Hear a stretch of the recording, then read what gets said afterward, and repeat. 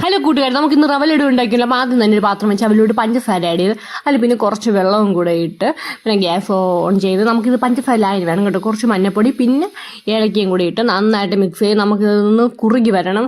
നമുക്ക് പശ പോലെ ഒട്ടി വേണം. സംഭവം എന്താ കണ്ടല്ലോ, ഇതുപോലെ ആവണം കേട്ടോ. ഇതിന് ശേഷം നമുക്കൊരു പാൻ വെച്ച് അതിലോട്ട് നെയ്യ് നിങ്ങൾക്ക് ഇഷ്ടമുള്ള പോലെ, ഞാൻ കുറച്ച് നെയ്യ് യൂസ് ചെയ്യണം കാരണം എനിക്ക് നെയ്യുടെ ഫ്ലേവർ അത്ര ഇഷ്ടമല്ല. പിന്നെ അതിലോട്ട് നമുക്ക് നെയ്യിലോട്ട് റവപ്പൊടി ആഡ് ചെയ്യണം. ഇത് കരിയാൻ പാടില്ല കേട്ടോ. അപ്പോൾ നമ്മൾ ഗ്യാസ് കുറച്ച് വെച്ചിട്ട് വേണം ചെയ്യുക.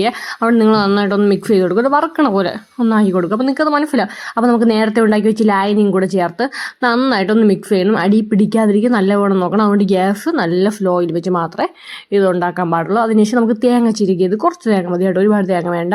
അപ്പോൾ ഇനിപ്പൊക്കെ നിങ്ങൾ കുറച്ചിട്ടാൽ മതി, ഓവർ ഇനിപ്പായ ഇല്ലാതായിപ്പോൾ കണ്ടല്ലോ. എന്നിട്ട് നമുക്ക് നല്ലപോലെ ഷേപ്പിന് ഉരുട്ടിങ്ങെടുക്കാം. കണ്ടിട്ടുണ്ടല്ലോ, നല്ല ഷേപ്പായിട്ട് എടുക്കണം. അപ്പം നെയ്യ് ഒഴിച്ചിട്ട് തന്നെ ഇടണം. ഡെക്കറേഷൻ വേണ്ടി ഞാൻ ബദാമാണ് എടുത്തത്. എൻ്റെ അണ്ടിപ്പരിപ്പില്ലായിരുന്നു. അപ്പോൾ അടുത്ത് പിടിക്കണം. ബൈ.